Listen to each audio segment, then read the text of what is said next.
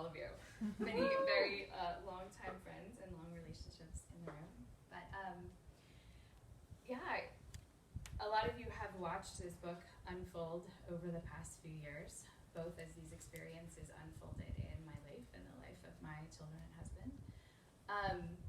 But I thought that the first chapter of the book really should have been this, which is my giant scrapbook from the year that I spent living in West Africa when I was 19. And I think that was the first time that I went on an adventure to a really, really different landscape and felt like I wanted to record it and try to describe it. So I wrote this little excerpt. I'm sitting on top of the highest peak in Ghana. The trail was the steepest I had ever attempted. I had to use hands and feet in places to keep from tumbling backwards. Sarah and Manuela got tired, so I did most of the hike alone. That was the wonderful part. The jungle sound drowned out my own footsteps. A million shades of green contrasted by the orange and yellow butterflies. The view from the top was damaged by the dry season. The sand from the Sahara Desert formed a gray-brown mist on the skyline.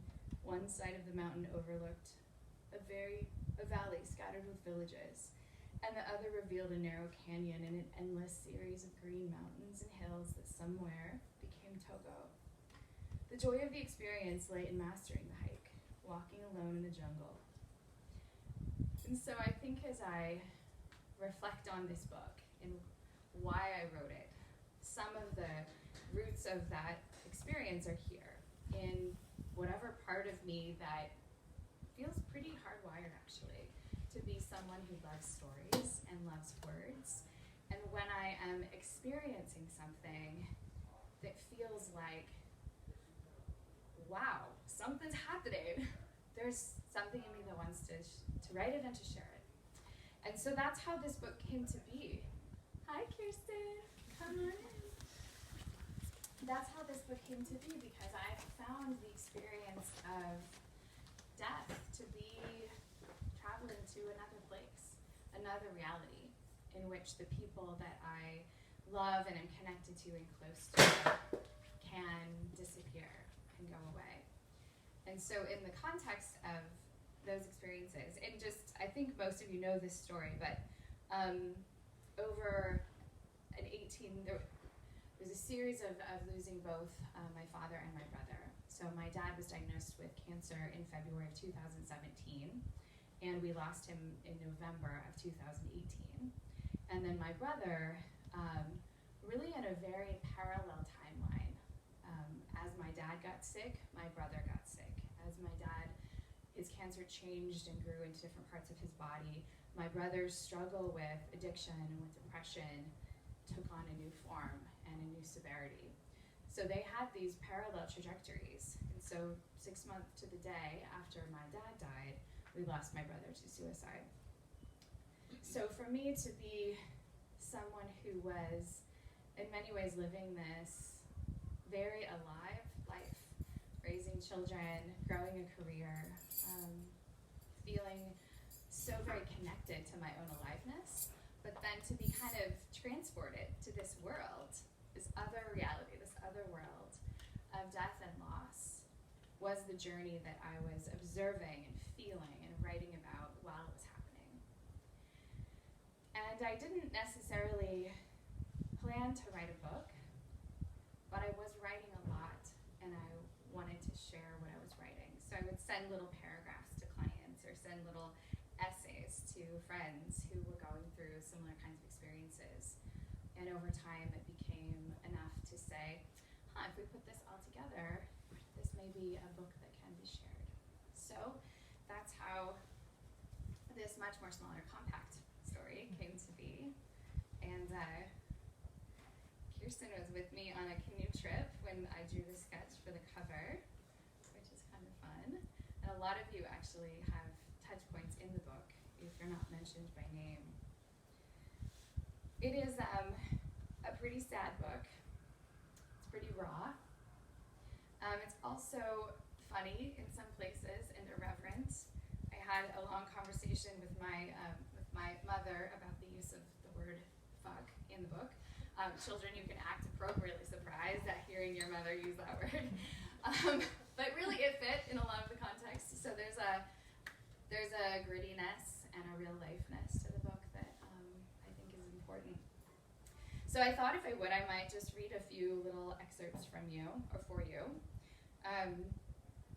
The first one that I thought I would read is called, Can I Have an Armband, Please? So the way the book is organized, it's a series of short essays, and each of the essays has what I call a take a moment section. It's sort of where I shift from my personal experience as a daughter and as a sister to my life as a psychologist, and thinking about how do I understand these experiences through the lens of my training, and what might I take from them that might be helpful to other people. So this is Can I Have an Armband, Please? I wish we still wore black following the death of a family member. In many traditional societies, members of the immediate family wore black for up to 2 years after the death of a loved one. Apparently, the tradition of wearing black dates back to the Roman Empire. Different ethnic groups have a different color for mourning. White in China, black and red in Ghana, purple among some Catholic communities in Latin America.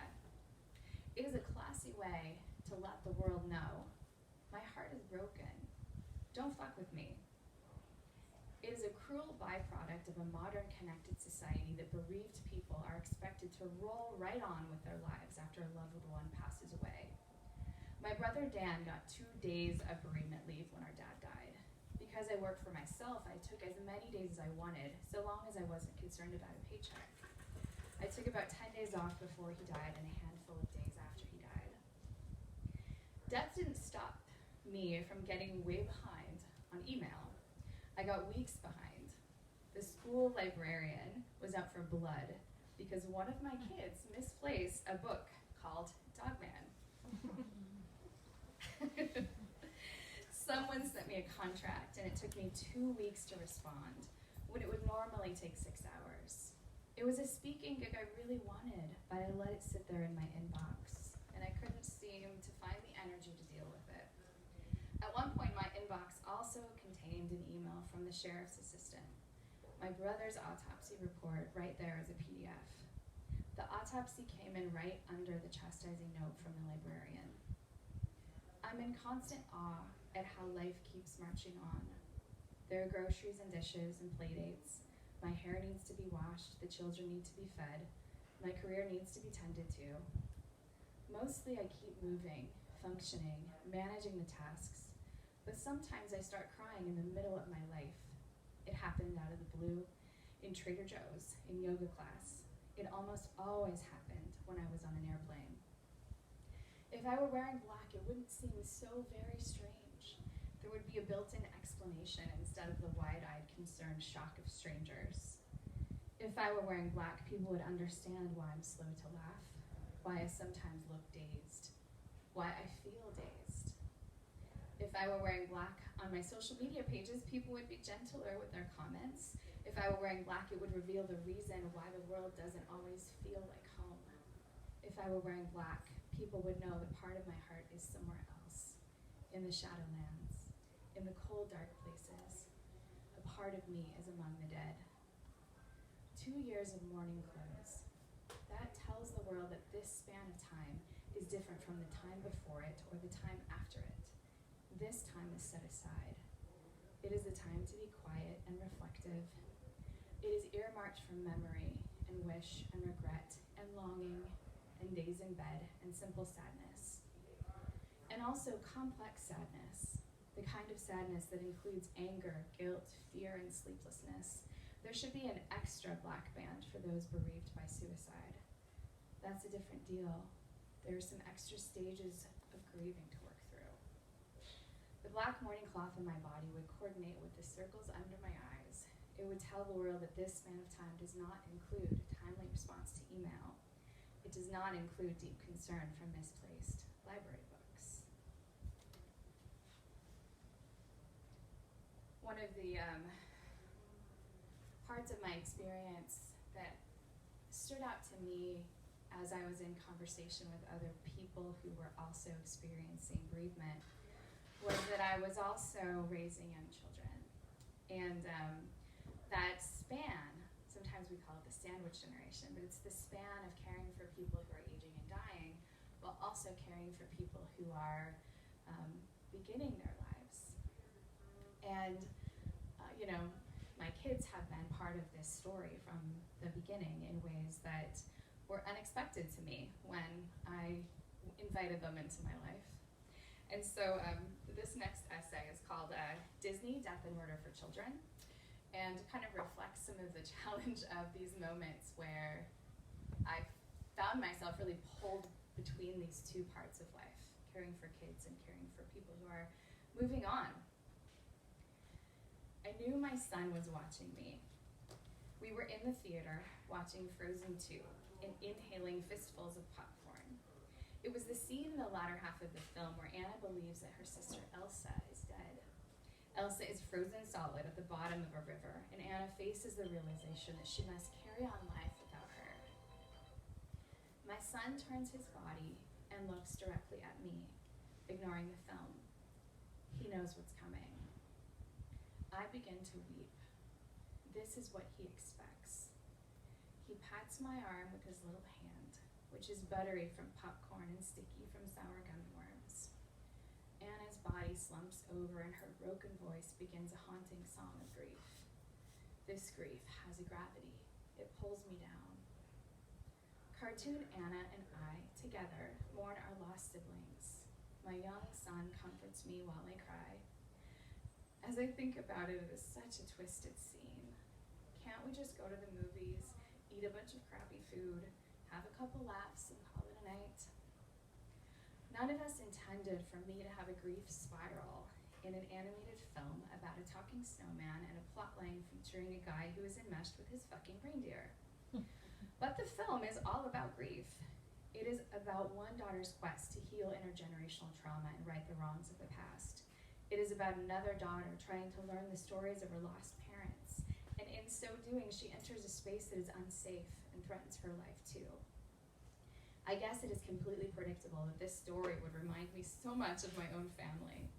My son certainly saw it coming. He's 9 now. He knows that he has a mother who lives in grief. He knows that his mother has a wound where her brother once was, and that the wound gets reopened from time to time. He's seen me cry more than I ever imagined he would. Have you ever thought about how many children's films feature the death of a parent or sibling? Here are the ones that come to mind off the top of my head.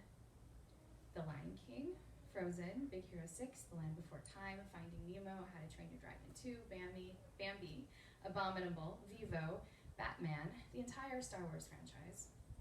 And I'm sure there are more. Death is so pervasive in children's films that a team of Canadian researchers looked at the prevalence of death in the genre and concluded that 2/3 of movies for kids depict the death of an important character, while only half of films for adults did. The researchers also found that the main character in children's films were 2.5 times more likely to die and 3 times more likely to be murdered than the main character in films marketed to adults. Sorry guys, so much for childhood. So, if my kids watched a movie a week, they'd see 34 deaths a year, usually the death of a parent or close family member. So what's up with that? It's an easy plot device. What better way to thrust a character into a scenario in which they heroically redeem a terrible tragedy by going on a journey, taking back the throne, restoring the family name, and so on. The point of the movie becomes the main character rising again in the face of loss. It is the quintessential hero's journey. And I don't have issues with kids being exposed to death. I've had lots of open conversations about it with my kids. It is pretty normal for children to have some fear that people they love will die. When children's films show children thriving after terrible events, there may be some psychological benefit to that. I suppose it could alleviate some fear by helping kids know that there is indeed life after death. But I am worried about how the pervasiveness of these stories is shaping our expectations about grief. Children see death over and over, but there is very little treatment of grief. In most instances, the film shows the hero standing with head bowed beside an open grave. The audience may observe a tear or a nod toward a period of silence or sadness. But the character is back in action within 60 seconds, fighting the dragon, building the robot, or saving the world. The other alternative alternative is that prolonged grief drives one to become a villain. If loss is not quickly translated into action, it seems to fester into vengeance and evil. I'm thinking of Kingpin from Spider-Man, Dr. Callahan from Big Hero 6, Anakin Skywalker, aka Darth Vader, Magneto from X-Men and others. These characters were deeply wounded by grief, and it became the seed of evil. These films are telling a story about grief that is a disservice to us all. Our society counts on a bereaved person bouncing back to action almost immediately. We expect the bereaved person to formulate a conquering plan that somehow sets right a terrible loss. And if they don't, in a prompt, timely manner, the suspicion is that the grief has ruined them. It isn't a helpful expectation or a fair timeline. These films help craft a society that has no model for the emotion of loss, for the slowness of it, for the darkness of it, especially in the lives of children. My children have been up close and personal with grief these past years. They've held human ashes in their hands. They anticipate that I will cry during the movie scene in which a character loses a sibling. They know all about cancer. They've attended memorials. It isn't what I would have chosen for them to be in a movie theater comforting mommy because the cartoon reminds her of her dead brother. That isn't what I ever pictured when I first held their tiny baby bodies in my arms and my heart swore to protect them with every cell. Sometimes I apologize to them in whispers. I'm sorry that our lives have unfolded like this.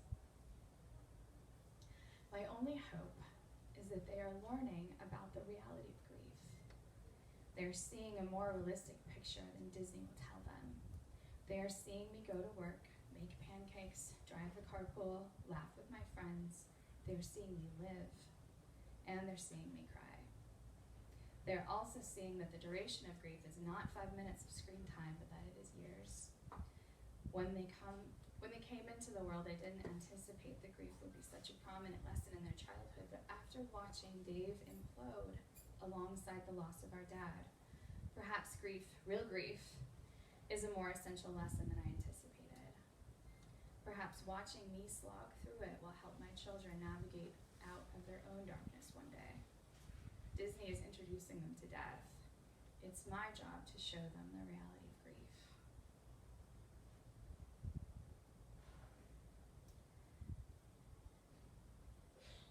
Some of the experiences that I've written about here are among the most probably sacred and important in my life. I think the primary one being with my dad when he died. That I was laying in bed with him. My mother and both of my brothers were alongside him. And it had this sense of, sacred is really the only word I can think of, like hush, like you're only gonna do this once or twice. I think giving birth is the other experience that I've had personally that felt similar, like we are at the edges of what it means to be human in this very moment. And so to be able to write about that and try to capture it, however imperfectly, feels like it'd be a privilege. So I thought I would read that section. It's pretty short. And then there's another chapter that follows it that's about some of the lightheartedness that also goes along with death. So in this few pages, you get the sort of range of sacred to silly, which was very much part of my experience, because bodies are super weird. So this essay is called The Last Day. My dad died on a Saturday afternoon, November 10th. It was an elegant ending as far as endings go. He died within 24 hours of my two brothers arriving home. He waited for us to be together. In the morning, the hospice nurse visited and explained that the time frame had shifted to hours. I didn't know how to gauge the time, so I was grateful for her clarity. She said simply, he will die today. Today. Today is the day. Today he will die. I was generous with the morphine. There was no point in following the dosage guidelines. The minute he seemed uncomfortable, I gave him more. I was in charge of that, in charge of easing his pain. In the final moments, I was propped up on one arm next to him in his bed. My mom and brothers held his hands. My sister-in-law, Christy, was with us. He stopped talking around noon. His breath transitioned from rattling and wet to slow and shallow. He stopped working so hard. The room felt calm to me. His preferred cancer comfort playlist played quietly through his phone. There were a few heavy breaths, and then I could see a milky fluid in his mouth. My instinct was to reach in and clear it out, but I did not. It was dark. It must have been approaching sunset, or maybe it was just cloudy outside. About the time I became aware of the darkness, the noise stopped. His breathing stopped. The fight stopped. And it was quiet. He was still. As he took his last breaths, his beautiful bright eyes became milky, and the color faded. I don't really understand why that happened. Why does death change the color of one's eyes? Maybe I'll get around to looking that up sometime. There were lots of details that I saw and heard and felt as I watched him die. Details that I will never forget, not as long as I live. And those details don't need to be recorded here, because death warrants its own sacred space, privacy. He died in the presence of others, which is to me profoundly brave. He was a private person for most of his life, even with his children. He was not one to show pain or vulnerability. The fact that he allowed us to be with him was very surprising, but I'm certain that is what he wanted, what he was waiting for. We loved him very well, right up to the end. We did our best to comfort him, release him, reassure him.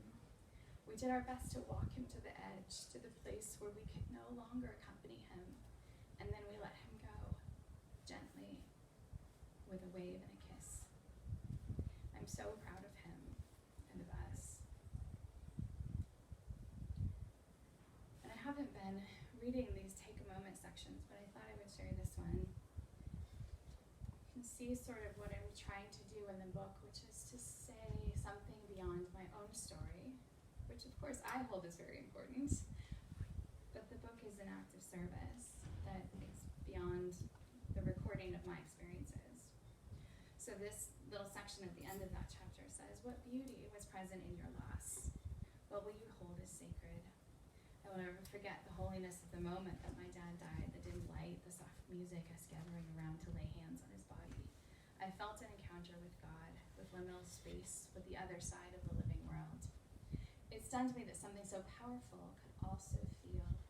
It stunned me that something so painful could also feel profound. Can you find a sacred moment in the loss? The moment of stillness when the breath stopped, the moment when life passed to death. Even if the loss was scary or traumatic, can you find a trace of something beautiful, elemental, spiritual? If noticing the beauty in death is a stretch right now, maybe there have been moments when you felt your heart swell to be overwhelmed with love or gratitude or delight, or moments when you've surprised yourself with your calm or wisdom or capacity for patience. Don't forget those moments. Grief is not just the hard moments. It isn't just the sadness. Don't forget to notice the things that you're proud of. Don't forget to celebrate the elegance and grace that can coincide with these transforming experiences. I'm so proud of the tenderness that was present in my dad's last moments. Each of us in our own way surrounded him with such love and deep kindness. It was the best of us. There's a dead body in the living room. When the hospice people first arrived to give us the information about the process of dying at home, they brought a list of funeral homes. I called around and did some comparison shopping for cremation services.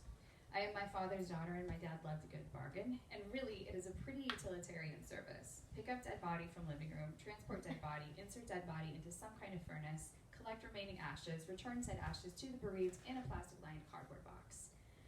I went with the cheapest one.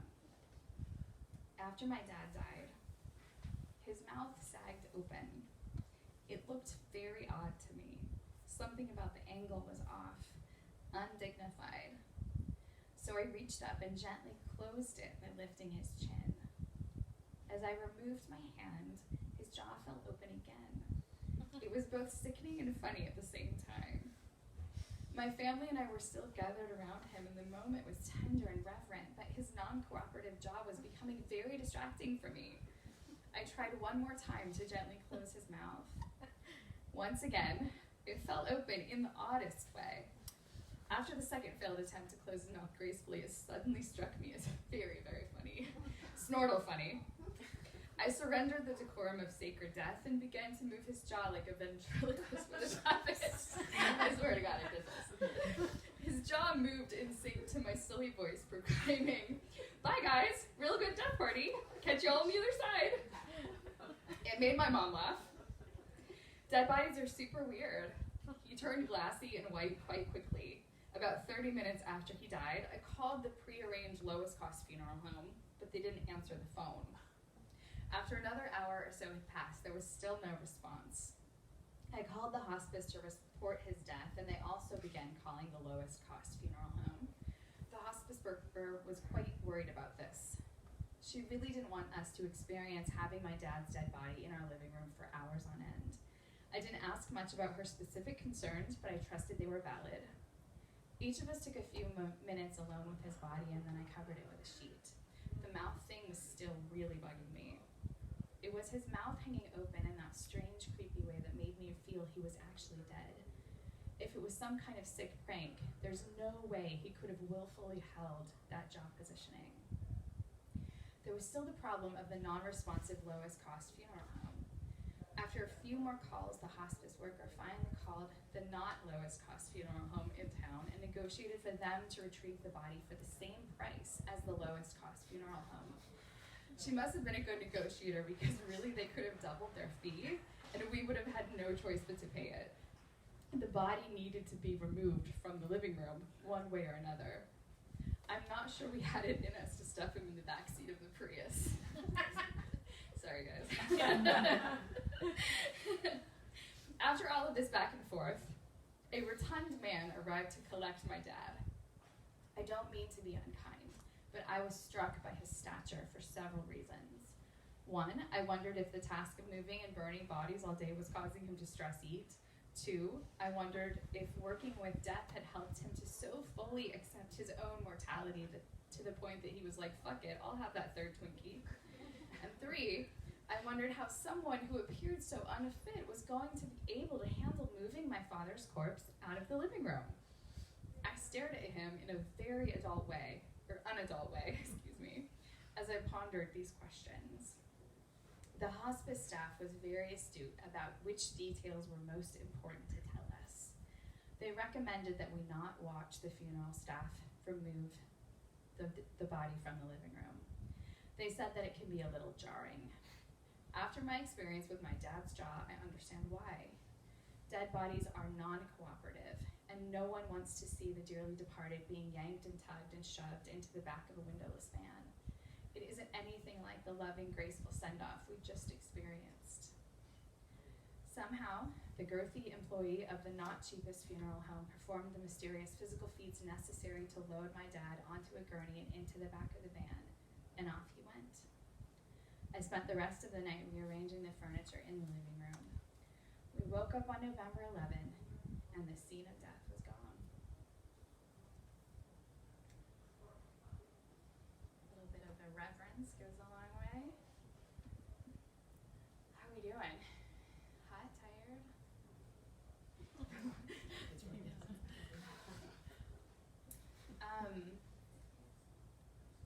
There's one more that I really wanted to read, if that's okay. And I wanted to read this because it's actually a reflection of a poem, but I couldn't get Mary Oliver's estate to let me print the whole poem in the book. So the poem is not in the book, it's just referenced. But they're not here. And they don't watch Mary Oliver's estate. Mary Oliver's estate is not here. We can edit this from YouTube if you need it. Okay. I think they only copyright straight songs.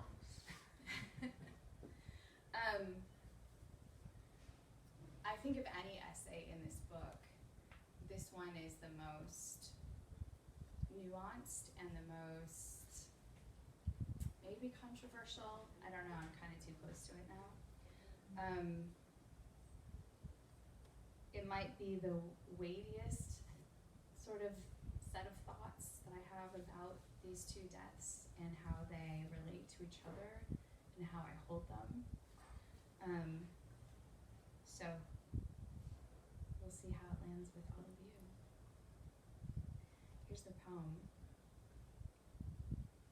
I thought maybe death isn't darkness after all, but so much light wrapping itself around us, as soft as feathers, that we are instantly weary of looking, and shut our eyes, not without amazement, and let ourselves be carried, as through the translucence of mica to the river, that is without the least dapple or shadow, that is nothing but light, scalding, aortal light, in which we are washed and washed out of our bones.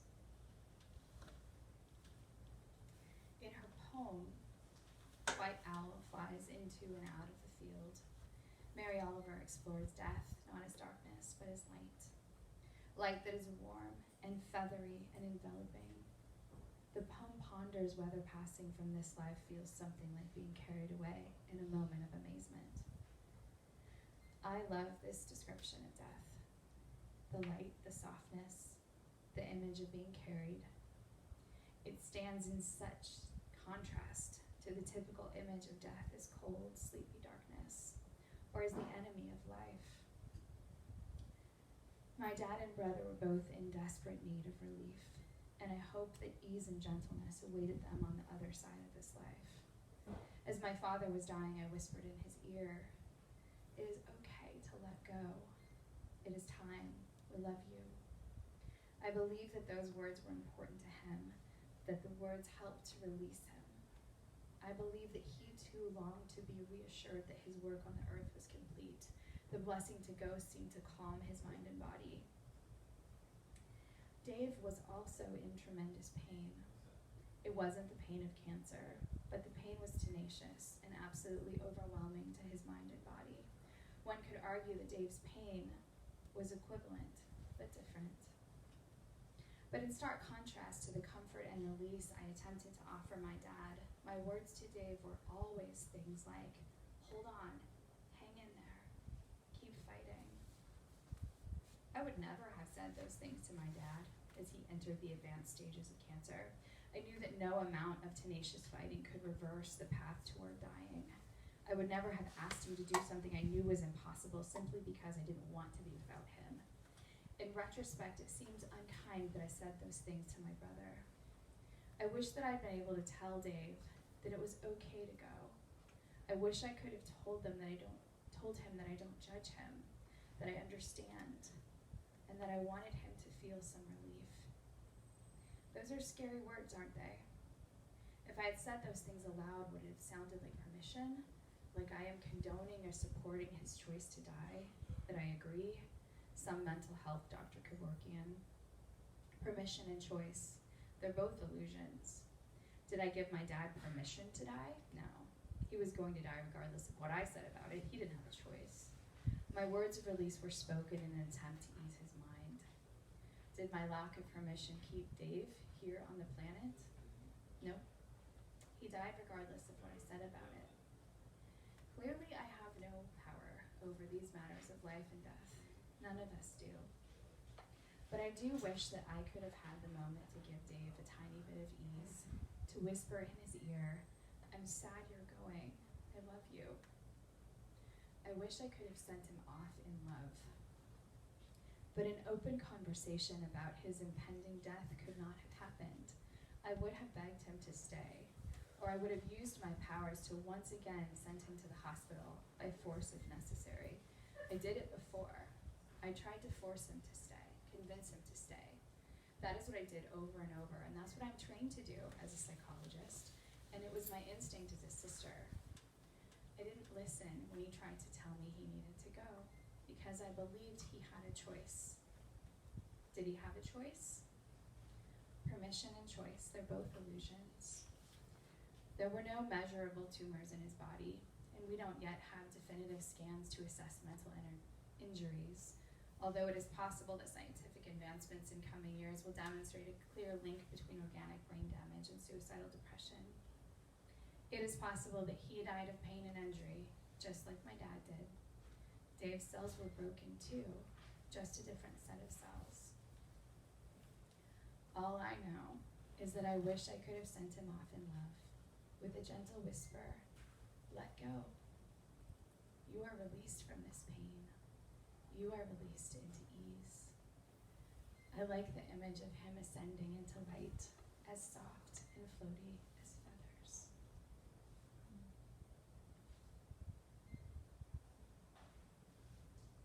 Just going to read the acknowledgements. I am deeply grateful to my mother, Marcia, my brother, Dan, and my husband, Rob. The three of them lived these experiences with me, and the three of them understood and supported my need to write about our family. They each read early versions of this manuscript and helped craft what it has become. We've been brave together, and I'm so proud of us. I've run out of ways to thank Rob for his ever-present unconditional love. He has been a key ingredient in everything that is good in my life. And to my sons, Finn and Fisher, who share my love of words and story, thank you for cheering me on and understanding that the quiet Saturday mornings I spent writing on the couch were important to me. I'm gonna skip a little bit. My heart has been held together by the duct tape of friendship. Carrie Watson, who has been a consistent part of the rhythm of my life longer than any other friend. Thank you for holding so many of my highs and lows. I'm not sure I'd be here without Kim Witzak, Kelly Street, Kelsey Ramsden, Liz Vogt, Jamie Larson-Jones, Brooke Bergman-Parr. You were my confidants, helpers, and companions during some of my darkest hours. And of course, I gotta mention Circus. A huge thanks is due the area community in the Twin Cities, especially Haley and Kate at Fly Freaks, Sherry at Flying Colors, and the team at Twin Cities Trapeze Center. And my dear coach Lynn, who shares the experience of losing a brother to suicide. You have provided healing movement, play, and easy camaraderie when I was desperate to grow more strength and grace. Finally, I'm grateful to the many clients that I've had over the years. Your open-heartedness has helped me to become more open-hearted. Your trust has helped me practice trust. Your courage has grown my courage. I'm honored to spend precious moments growing alongside you. And that's that.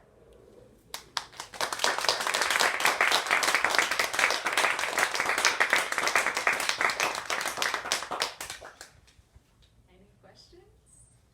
Points of dialogue? Discourse? Is it an appropriate question to the situation? Okay. You said he's 9 now in the book, but I'm 11. Right, I didn't write it yesterday. Is that out of date? You are actually 12, and the book was written while you were 9. Good question. I know, it's out of date the minute that it... You have a younger brother that we never told you. Any other questions, factual or otherwise? Yes, Ben. So, to clarify, when you said Kingpin from Spider-Man, I assume you're referring to Into the Spider-Verse? Yeah. Okay, good, because there's a lot of canons. That felt like something I needed to get off my chest. It's really great to bring children to memorial services. That's beautiful. Honestly, we brought Finn to Rob's grandma's service. He was like 2, and it was like the delight of the event. So that last section you read about the light. Yeah. Was that something eventually you got to, or did you always, like, on a deeper soul level, get that there's like the depth that is light, right? And or did it take you time because it was so like immediate and personal that it was dark and then you saw it to eventually be light? I think my dad's death felt dark for me and light for him. Like the relief and ease he seemed to feel, or just the lack of pain. People talk about going toward the light. There's a lot of language around light and dark when it comes to death. And I think Dave's death was harder for me to feel that way about it because there was more trauma to it. It was more violent. It felt, I didn't see that ease happen. So I felt darkness around it. But I think this poem just struck me. I think I came across it in the between after my dad, before Dave died. And so it was already sort of with me. And it became this way for me to interact with Dave's death, to try to reframe it as lightness, rather than something that was like scary and shadow. What was the experience like writing it, if it was relevant at all to your relationship with your mom and her grief, losing her husband and son? Yeah. I started writing, the first essay that I wrote that's in the book was like probably 6 weeks after my dad was diagnosed with cancer. So I was writing while it was happening. My mom is also a writer. She's kept a journal her entire adult life. So my process of needing to record and sort of like put things on paper and look at them and was really well known to her. It was hard for her to read the book. I think it was hard in so many ways. It was hard for her to walk back through all those experiences in detail. It was hard for her to see my pain. It was hard for her to think about these really intimate stories being opened in a broader way. It was hard. The first time she read it was about 2 years ago. So I think that the time and conversation and shift have made it feel different over time. But I can't speak for her, but I think she experiences the book as mine, not hers, in a way that's very healthy. Like, she can differentiate, this is my daughter's experience, and this is mine. And she has her own journal and her own writing and her own, like, we can be in parallel but not have to mesh our stories, so to speak. So I think that's been important.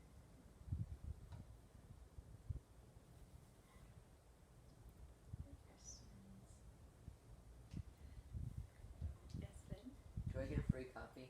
We'll talk about it. I'm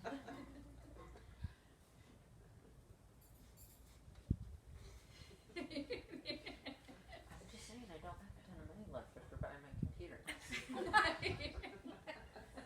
We'll see what we can do. I know some people. Gosh, I love the idea, like I think about death and all the times when we've had little kids that have gone to some of the funerals and how there's this laughter that comes at the same time of sadness. Yeah. And, so I actually appreciate all your writing. Because it's kind of both and, right? Yeah. It's both and, so. Can I talk about you for a second? Yeah. Me? Yeah, you. Oh. So Kim, there's a chapter about Kim in the book. Kim read it. You consent for it. It was Shouldn't when be you a were 9. surprise. It was when you were 9. It was a long time ago. It was when Fisher was 9. Yeah. So Kim and I were batch made by our hairdresser. Obviously, with some great hair.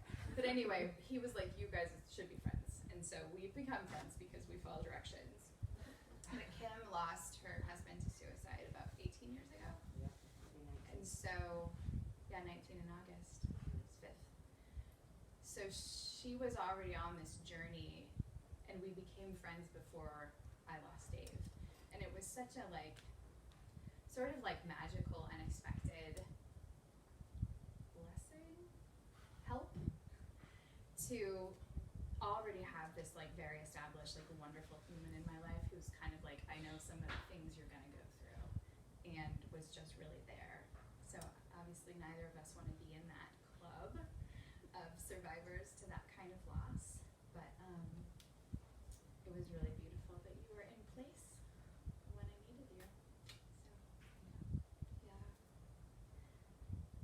also, there's a little piece about you, Jamie. And in that, I remember you once asking me, do you want to tell me a story about Dave? And in almost like every podcast I do, people are like, you know, what do you say to people who are grieving? And I was like, my friend Jamie has the best question. And so I think your just intuitive intelligence around how to invite storytelling was really